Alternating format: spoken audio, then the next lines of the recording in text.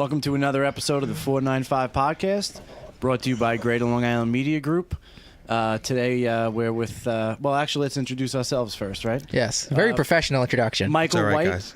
co-host, and here with... Nick Esposito, also a co-host. Also a co-host. So here in the 495, we like to visit with, local entrepreneurs, business owners, bartenders, dignitaries, basically anyone from the island, of the island, and hear their stories, what makes them tick, and how they're contributing to our greater Long Island community, right? What makes Long Island great? Yeah, It's the people. Think greater. Importantly than us being here, we got our guest, Rob Cutrone.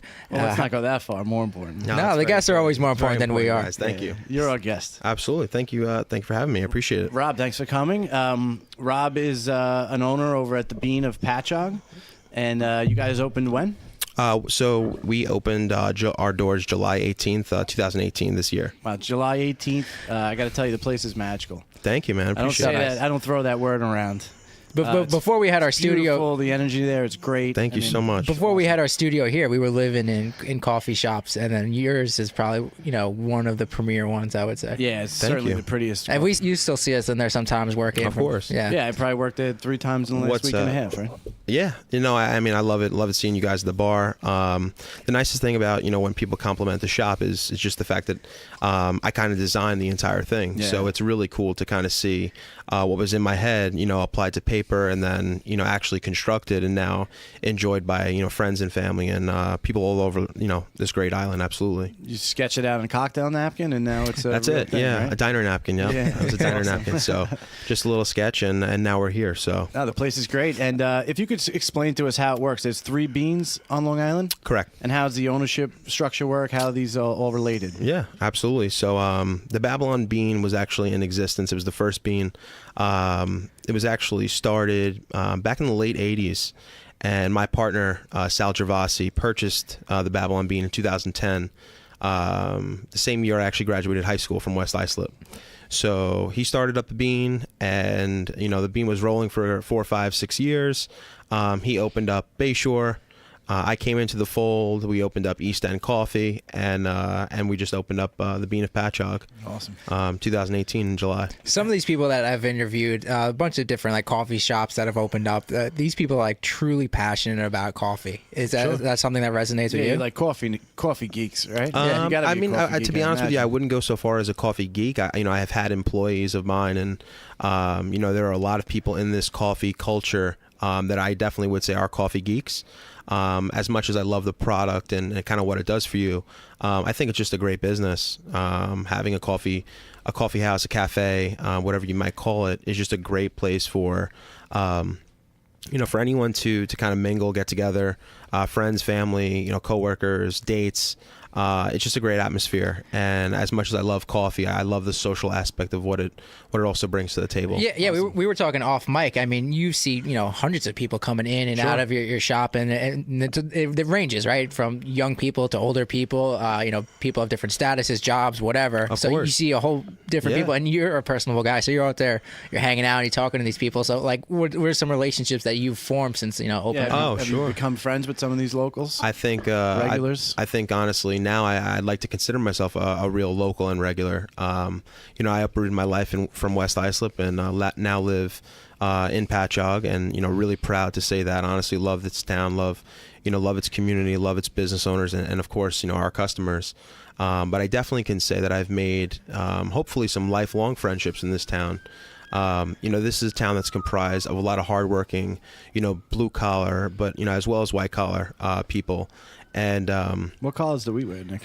I don't know. Somewhere in I don't even wear we collars. don't wear that's collars. exactly right. That's exactly right. And to be honest, I'm touching wearing on that, sweatpants right now. I'm sitting Indian style. I think as entrepreneurs, we don't wear collars, and that's kind of the cool thing. We really can't identify. We just really have to do what has to get done. And like I said about our customers and some of the characters, that you get to see on a day-to-day basis just makes the job, very enjoyable. Talking about entrepreneurship, I mean, obviously you started your own business. You started your own DJ company, and then you obviously got in with the Bean. But what does it mean to be an entrepreneur to you? That's a good question. To be honest with you, it's really the only way I've kind of ever made a living. When I was 14, 15, 16, a good friend of mine and we started a small small business called S&R Services, and we pretty much did anything a home could want or require. Raking leaves, power washing, mowing lawns, weeding, cleaning gutters, the whole nine. Awesome. You make money and you buy more equipment. Exactly and grow your right. business. Exactly. And that was exactly, I guess, something I fell in love with and became addicted to. And, it's funny. We're the kind of people that, wouldn't mind working 80 hours for ourselves, but would have a problem doing that for somebody else working 40 hours. What do they say? A small business, someone who's in business for themselves work 80 so they don't have to work 40. That's exactly right. And I mean, that is true. It's funny. Like there's always, all of us have raked leaves or shoveled snow for money, but you always have that one guy that, takes that money and buys bigger shovels and buys and gets a trailer for his truck and makes a business out of it. And you were that kid. Yeah. Oh, no doubt. No doubt. I definitely, I was the kind of kid that had a lemonade stand, sold baseball cards, anything to kind of keep me going and keep my head up. And I think that's definitely something that, I would like to see a lot more with this new wave and kind of the youth of America is, the idea that you don't want your parents' jobs. You want to create your own. And I think that's something that, if I could be kind of on the frontier or a pioneer in that space of, tapping into the minds of the youth. I know I've spoken in, a lot of local high schools and, college and universities. It's huge right now. Mm-hmm. And the opportunities here now with the digital age we have. So, we live right now in 2018, soon to be 2019. We are at a time in the digital age that we have never seen before.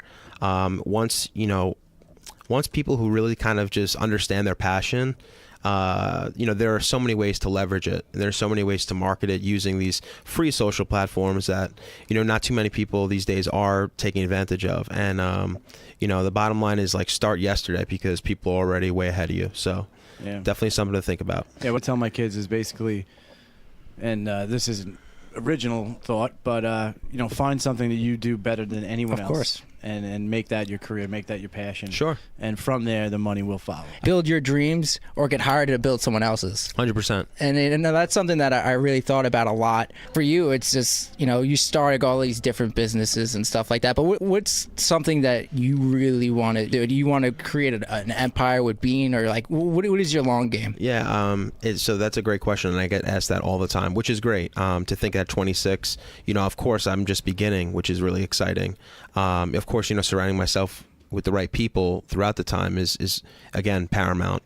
But as far as I guess what would I call a goal or an end goal or something I'd be really satisfied, putting my my head on the pillow every night, accomplishing would be getting into some sort of film and documentary. Actually, that's awesome. Yeah, film, motion picture. That's in our realm of journalism. Yeah, big reason is, guys, I feel though like when you're an entrepreneur, you're kind of you're just a leader in that sense. So you're looking to create, you're looking to build, whether it's in design or whether it's in some sort of team culture and creating an atmosphere that your employees and your staff feel comfortable working in. It's also really important that we're producing. So at the end of the day, I'd like to think we're all producers. So really, what's so different about taking the reins behind a movie or documentary? And the idea in mind for me is actually called Underground Talent. Hopefully it would be picked up by Netflix, a Hulu, and HBO, a Showtime. You giving us the exclusive now? Absolutely. Copyright it right now, bro, before this podcast gets released. Yeah. At least it's on record now. Absolutely. Yeah. So, the concept is called Underground Talent. It takes place in New York City. Season 1, Episode 1 would be Midtown Manhattan, and it would showcase 3 to 4 lives of what makes up our country's true underground talent.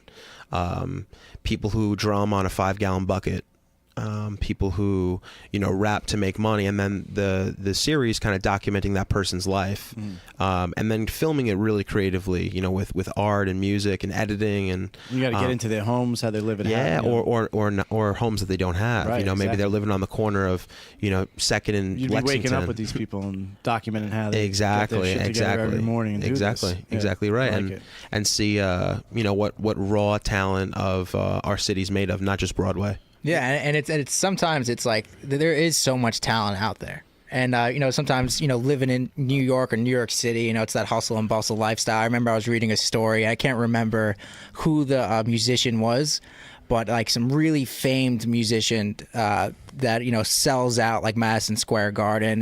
He might have been a violinist or something, and he was playing at a Subway in Manhattan. And everyone was just passing him by, just like no one just giving him the time, right? So everyone's just like walking by this dude, and like maybe one or two guys will hang out there for like a second, but like, this guy, people pay hundreds of dollars a ticket, and then people just like pass him by, just like he's a regular Joe Schmo, because they don't realize who he is, because everyone's just on the move. He was doing it just for like social experiments. Yeah, just a social experiment. Social experiments. So funny. I think that's so interesting, and I think whether it's talent on Broadway or in the subways or on the streets, I mean, you don't really have to look too far. Also, than this village of Patchogue. There's so much incredible, musically inclined talent here. Artistic wise, and then you talk about who would be involved in something like that with me, and I really don't feel like I have to look that far. There's a lot of people in film, there's a lot of people in production. We have a beautiful 4 or 5 story building dedicated to house these minds that make up the future projects of the country, the island. So it's really cool to kind of be surrounded with that energy, and I feel like it's definitely contagious. What's the 5-story building? We have a music and art building in the village. Oh, the art space? The art space. Yeah, correct. Of course, yeah. And that's cool. exclusive for artists. So, which is awesome. Yeah, they kind of keep it that way, and you can apply. You as a writer, you could apply, Nick. I looked into this. Oh, really? Yeah. It's cheap, and they're awesome apartments. Yeah, right pretty cool. Downtown, you should look into it. I mean, the application packet's like the size of the Bible, but you can get through that. It's also a year-long waiting list. I also looked into it too. Oh, really? Yeah, as a DJ, I tried fighting my way that we are all artists, but at the same time, I mean, listen, anyone with an idea can be construed as an artist. So yeah, I don't think they like make you draw a picture. Sure, no, absolutely, absolutely. As far as like who's accepted and who's not, absolutely. Exactly. Yeah. All right, there's a Blue Point Brewery break. Blue Point Hop. Bad for radio. We do this often because we're new to the podcasting gig. But we just like. I don't know why all eyes are on me. You guys stop talking. It's awesome though. So if you're gonna stop, Blue Point's awesome. Absolutely. Yeah. I mean, are you excited? Obviously, you moved into Patchogue, grew up in West Islip, but I assume you were hanging out in Babylon Village or sure, Bayshore. Right? Yeah, I was born in Queens. Moved out where here. In Queens were you born? Corona. Okay. Corona, Queens. Oh, What cool. up? I grew up in Rosedale. Rosedale. Okay. Family's from Maspeth. Meet other Queens people. Queens boys. Wait, here comes our reoccurring guest. Yeah, he's John coming is his in. name, right? Yeah. The mailman's locked out.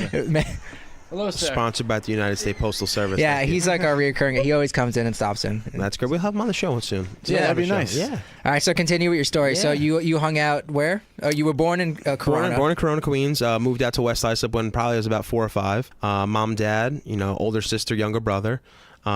Moved into West Islip and played every sport under the sun. Very athletic all throughout high school. Always involved in sports. And what were your sports?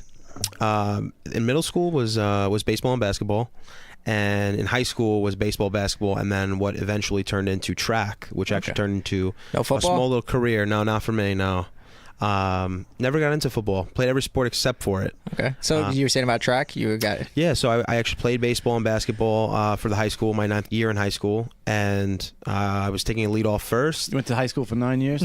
In 9th grade of high school, my 9th year of high school. Got him. Nothing gets by me. Bro. No. And I dove back into the bag and broke my hand.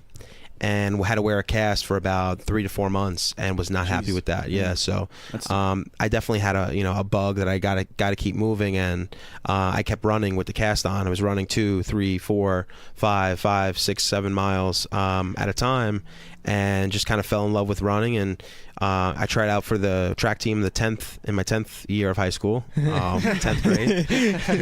And he talks like that. He's from Europe. That's it. My 10th year. He's in grade 10. Grade 10. Yeah, but that's it. That was really history ever since. That's awesome. Ran varsity since 10th grade on, and competed at Division I level in college. Where'd you go? The University of Maine. Sweet. So you're Black Bears. Oh yeah. Boy. Black Bears. What's there to do when you're hanging out in Maine? I really couldn't tell you. I only went there for a year. Okay. I went there for a year. I tore my patellar tendon, and I that's came a hard home. injury. Yeah, career-ending injury. Yeah, Victor. That's what happened to Victor Cruz.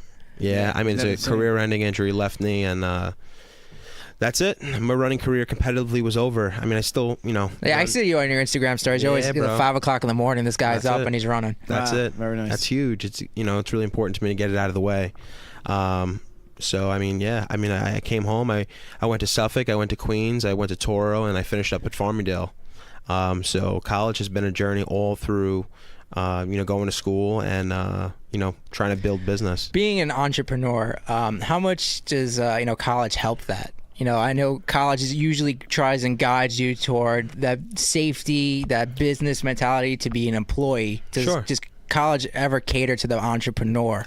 I can't say it doesn't. I think everything, honestly, more information that you can just gather will absolutely yield a better and smarter business person. I think it's important to be very well-rounded, and I think school's a large part of that. But I think you can't be blind to, quote unquote, being street smart. It's super important that you're just so self-aware and aware of your surroundings. And I joke all the time with my friends, like even knowing random trivia to me is important because it's the ability or inability to have a conversation at any given time. Quotes from movies. Just being a sharp person, I think, is something I would look for in an employee, rather than someone who's a top-notch student, A+ across the board. I never was. Yeah. I was telling to Mike, I read this book. We just talked about this. Yeah, and C students hire A students, and B students work for the government. I could see that. Sure. So that was like his main theme in his book. Yeah, I mean, I think if you can take what works and throw out what doesn't, and apply that, I think. If you're into business, I think it can yield a very successful business person. But there's no class B and sharp 101. That's just something, frankly, that we're born with or not. That's exactly right. Yeah. And sometimes it's easy to tell who has it and who doesn't, and it's tough if you're feel like you have it and you don't. But yeah, like you said. So you could have worked a 9-to-5 job doing whatever field that you wanted to do, but what's the feeling you get of working 80 hours instead of 40 hours, but working for yourself, but at the same time having employees underneath you? Sure. That's very easy to me. To me, it's just about having a reputation and something that you can really hang your hat on. I have tons of friends that are working 9-to-5s for corporate America, and they're doing extremely well. A lot of my friends, they're on their way to where they want to be. I think kind of when you start something and it's your own, it's a different kind of love. It's truly like a baby, and you have to be there when it's born and help it grow and feed it as it needs it. And it's a living, breathing thing, a business. So it needs constant attention, and I wouldn't change anything about my life right now. I think it's kind of what keeps me going. It literally makes me tick, and I wake up every day at 4:30, feet jumping on the ground. Absolutely. So a lot of people have like a mentor in their life that they look to as like their guiding light. I mean, all across the board, a lot of people that I've known, and I have mentors and stuff like that. But for you, was there a specific mentor that helped you get into business to help grow a business? Well, I mean, to me, I feel like, as much as we talk about people being sharp or not, I think you really, like you said, we either have it or we don't. But I think that means nothing without a strong foundation. And honestly, as far as mentors, I'd have to, tip my hat to my parents. They definitely, my mom and dad, they definitely put me in a position to always succeed. So, huge shout out to my mom and dad, and they definitely are the majority of the way I am. But, like I said, with the foundation being set correctly, you definitely need some help and some guidance. And I've got that in two people that stand out. James Cook, an older buddy and a really good friend of mine. He owns a digital media agency, and he's really kind of taking me through the ropes of how to grow a business online, build a brand. And Sal Gervasi, who, like I said, is my partner, and really kind of showed me and introduced me to the coffee world. And to me, combining those two strengths really yield a very, very, very interesting product. And that's what I like to think of myself. Someone who can kind of take the old school stuff and apply it to the new world. So this is kind of an interesting point for us, and we've been joking about this for a while, but just owning a coffee shop, there's a lot of characters that go in and out, but obviously there's a lot of people that enter coffee shops and seek out people for get rich quick schemes. Yeah, do you pyramid see guys? Yeah, pyramid. Like do you ever experience that in your realm? That, to be honest with you, it's very hard to tell you that I haven't experienced a lot of things, because believe me when I tell you, with the amount of people that we see every day, and again, I wouldn't change a thing. I love every single one of our customers, but like like you're alluding to, you definitely can get some quote unquote characters, and not too many multi-level marketing scammers, but predators, I call them. Definitely. One some, approached my some nephew tricksters. the other day, and he was like, "This guy at the gym told me that I can make X amount of dollars," and I'm like, "Dude, run for the hills." Yeah.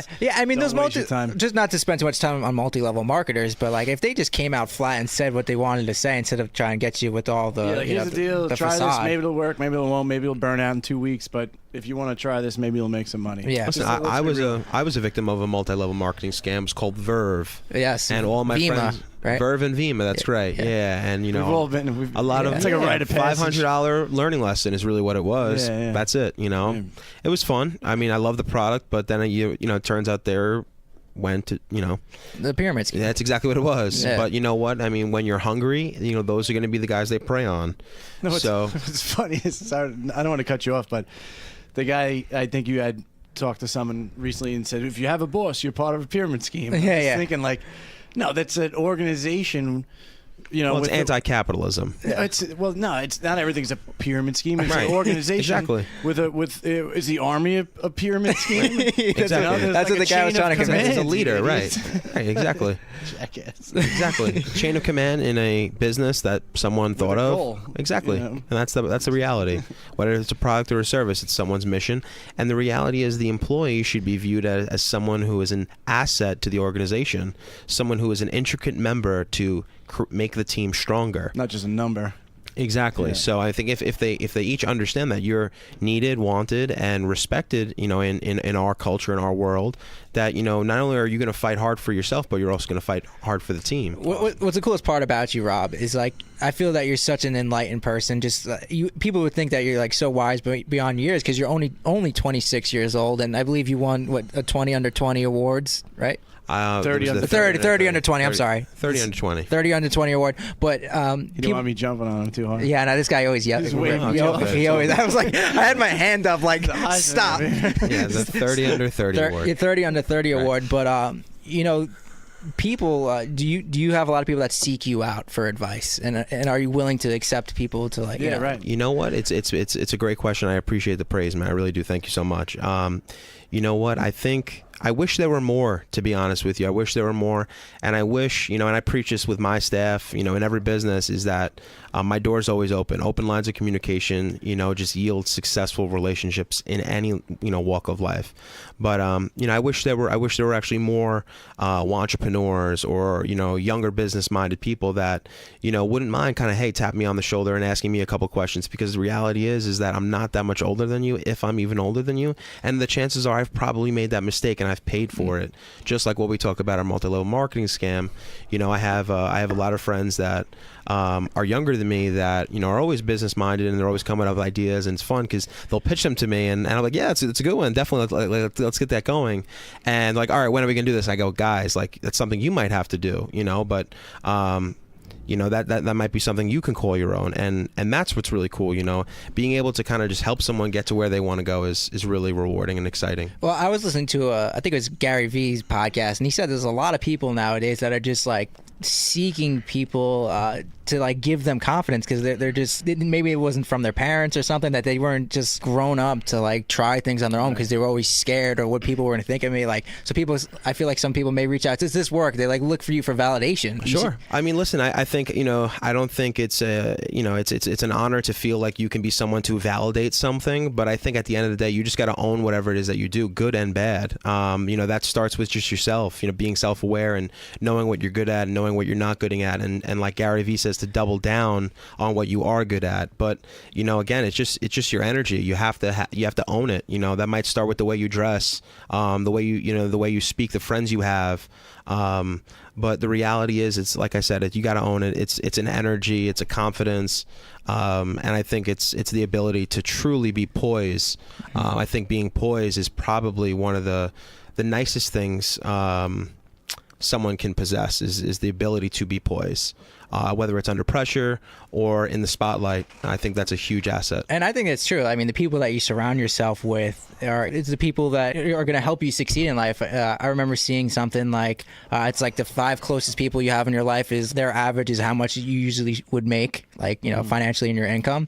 I thought that was something pretty interesting. Yeah. So they like try and weed out some of the people that maybe you care about, that, you know, you've been your boys or whatever growing up, but they're out there playing Fortnite at, you know, 28 years old and just not getting it. They're not doing anything. If Fortnite is making you money and more importantly, and if it's making you happy, then that's something you got to do. But at the same time, if it's making you happy and it's not making you money, you really have to own the fact that if you don't get what you want, it's because you're playing Fortnite at 28 years old in your mother's basement.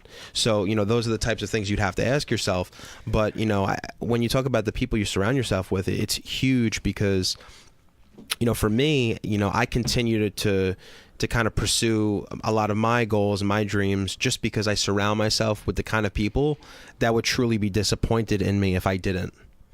I think they would feel like I'm letting myself down, and that's my motivation right there. So nice. Surrounding yourself with a lot of people are the right people is paramount. You got a, I feel like I've been asking a bunch of questions. No, you have about another 2 inches on your index. Yeah. So hold on, let me get the index cards. Let me get my other one out there. Nick prepares very well for these interviews. I really. Someone has to. I'm just here to catch people. No, I really enjoy talking about entrepreneurism because I mean that's a field that we kind of work in because we're a new media company, not me, of course. And then you know, when you have a good idea, sometimes people try and copy your idea too because of, you know, how well you do things. Sure. But you know, just talking in the realm of like entrepreneurism, it's just like a lot of people are afraid to do what they want to do. I mean, they might be stuck. Maybe they love the 9-to-5 job, and if you love your 9-to-5 job, you know, you're really passionate about it. Happy people out there doing that do that. There's absolutely nothing wrong with that. There's absolutely nothing wrong with that. Once you get used to this lifestyle, there's like no going back. Yeah, but there's a section, I feel, I don't know if it's a big chunk or a small chunk, whatever, of people that really hate their jobs and what they do, and they wish that they would have started that company, that DJ company, or that journalism company, or coffee company, or whatever that company may be. But it's that idea of security. Sure. A lot of people are afraid to take risks. You know, later you get in your life, the more bills you have. Sure. I mean, the reality is, you know, if we're, you know, talking about that, the difference is about what we do and what the 9-to-5ers do is that they are given their food and we have to hunt ours. Yeah. The thing is, though, when we're given the freedom to hunt ours, there's no one telling us how much we can't eat. That is the difference. Yeah. So that's an analogy. Yeah. I mean, the ceiling is just, there's plenty of people who went for it and lost a boatload of money as well, you know, and you know, my attitude is you live once. So you could either live your life and regret ever not trying, or you could regret trying and failing, or either way, you got to move. All day. Absolutely. All day, 100%. I think I'd rather try and fail than never have tried at all. That's a failure right there. Right. Yeah, I mean, they say the best running backs in the NFL aren't the fastest ones or whatever. It's the ones that keep their legs moving. You know, it's the ones that get hit and keep moving. Yeah. That's exactly right. And, you know, it's just it's a great positive mindset to have. But, you know, there's definitely nothing small about where you guys are and where you guys are going. I mean, Greater Patchogue, Greater Babylon, Greater Bayshore, Greater Long Island, now getting into Greater Lindenhurst, if I'm correct. Yeah, we're all the Babylon towns. And I know that Greater Long Island has seen over 1 million views. Am I right in saying that? Yeah. No, over 2 million. 2 million. Yeah. We're 2.4 we're going to hit this year? We'll probably hit about 2.4 million views. Absolutely, yeah. Nothing to sneeze at, guys. That's something you guys should You know, it's actually funny. Thank you. I was talking to my aunt, and I was just like, you know, our sites are going to do 2.4 million views, and she's like, is that good? It's hard, I guess, to quantify if that's good or not. 2.4 million people. I think that's pretty good. Probably larger than the state of Rhode Island. Right? Suffolk County, how many people live in? Divided by how many people contribute content to the site. You know, 2? Me and you mostly. Yeah. And then we have Benny and Ethan, a couple of freelancers, but divided by the X amount of people, and one person has attracted 700,000 views. You know? No, that's the bottom line. I mean, numbers. When you think Long Island, you think Long Island media, you know, the goal is to, not today, but one day, very soon, you know, think of Greater Long Island as the media outlet, covering all the great things in our downtowns. Of course, I just keep going back to things that I've listened to or read. But, I mean, it's not that it's about the income, but your net worth is, you know, dependent on how many people you can impact. Sure. Our goal is to obviously impact as many people as we do, and that value doesn't have to be monetary because it's relationships too. I mean, you certainly don't get into journalism for financial for the Benzes. reasons. Yeah, for the benzo, you get into it because you're passionate about writing, you're passionate about storytelling. Yeah. And Podcasting. we're in a unique position where we're doing what we love, and you have potential to like you said, to be one of the top 3 known media outlets on the island. Sure. And I think as you guys continue to grind, I can't tell you, every time I put my Instagram, Facebook, any sort of social media feed up, you guys are always there. And that's exactly what you need to be. Yeah. Brandability. Exactly. Yeah, we don't stop. Exactly. That's Yeah. exactly People what call is. it narcissistic. We call it work, right? Well, I had a professor at the University of Delaware tell me he was kind of crude. He's like, if you don't get a hard on seeing your name above one of your stories, then you're in the wrong business. There has to be a level of ego. Oh, of course. I mean, you want to be in everybody's face at every time. And now, again, talking about social media, which is really a digital business that you are, there's no better way to really leverage your brand and put you in front of every person on this island in the state. Absolutely. Yeah. Speaking of the digital world that we live in, I mean, a lot of people are growing up to get good grades and then go to college, and then you're on this track to be successful. Some economists and stuff say that's like the industrial way of living, because back in the industrial age, they needed people that were just born to be workers. So if you're a good student, you go and you work in that company, and then that's it. You just work in a company for the rest of your life, and then that's industrial way of living, because that's what they were told to do in the assembly line. But now we're in this new media, the information age. There's all different types of companies out there and different ways to make money and to start businesses. And a lot of these people are leaving companies because they have something they're good at. They have a skill, and they know they could apply it and start their own sole proprietorship and make more money and be their own boss and get their kids off the bus. I have kids. I can't tell you the value of being able to get your kids off the bus in the morning. Sure. But yeah, even when I was launching my company, my accountant, who was probably my best advisor through it all, told me this is the new economy. Everyone's going to take their laptop from their cubicle, go home, and start their own business. He's like, you're ahead of the curve. Way ahead of the curve. But yeah, and it's fun. And I think, to me, the best part about running your own business and developing your own business and watching your businesses evolve is that you have no idea what's going to come next. No. And the realm of infinite possibilities is where I like to live. Sure. Yeah, I forget who said it, but it was an entrepreneur. It might have even been an athlete, but I want to say Kobe, but I'm not sure. But he's just like, I wake up every day afraid. I'm afraid that someone's going to get better than me. I'm afraid that, I'm not going to succeed. So that's actually, I think it was Steve Smith, but whatever. This is the wide receiver. Yeah, he's awesome. Panthers. Yeah, Panthers wide receiver. I believe he said it, but he's like, that's what drove me to be as successful as I was, because I was afraid that I was never going to be successful. Hall of Famer, you think? Oh, definitely. Yeah. I love Steve Smith? Yeah. What was he, 5'9"? Yeah, small little guy. Small guy, but tough as nails. Yeah. To bring it full circle here. So first off, where can people get in touch with you? Where can they find you on social media and stuff like that? I'm very, very big on Instagram, at Rob Cutrone. You can find me on Instagram. Yeah. Do people ever mistake you for Rob Cutrone from Fios One? Other than Rob Cutrone. I've actually been on the show Restaurant Hunter with Rob. Oh, that's awesome. Yeah, Like Rob two, right? You Cutrone. guys are like a couple letters apart. Did that get addressed? He came dressed.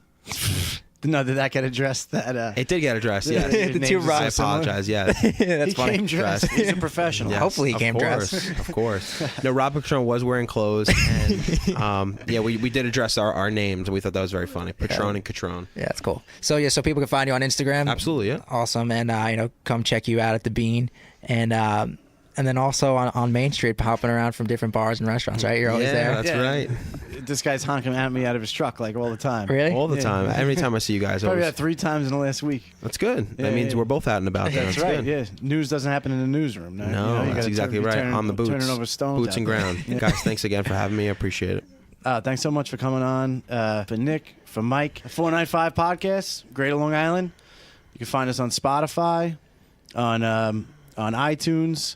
Visit the website greaterlongisland.com. That's how you can get to all these community news websites. We're publishing stories every day and night, things that matter to you and your family. And thanks for listening. Thank you very much. Thank you, guys. Rob, thanks for being You here. got it. Thank you.